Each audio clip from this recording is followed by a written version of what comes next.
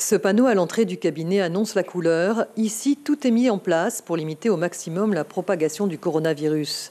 Première mesure, la salle d'attente. Elle a été entièrement repensée pour éviter tout contact entre les patients. Alors je vois que vous avez de l'atout.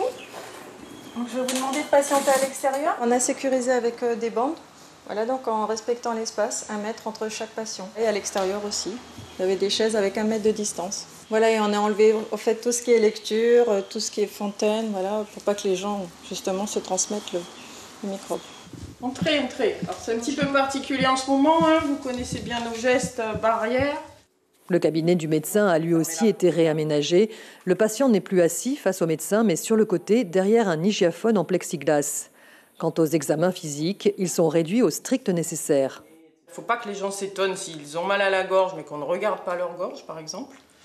S'ils viennent pour de la toux ou qu'ils sont essoufflés, de la température et qu'ils ont mal à la gorge, on va leur dire, pour nous protéger et également pour éviter ensuite de transmettre le virus, nous évitons les gestes inutiles et risqués.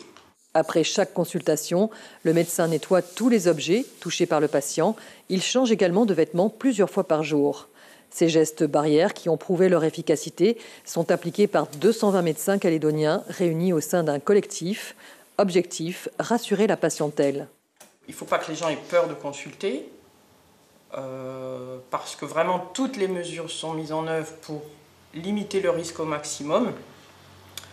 Et c'est important aussi de venir quand ils sont malades pour qu'on puisse les envoyer faire un dépistage.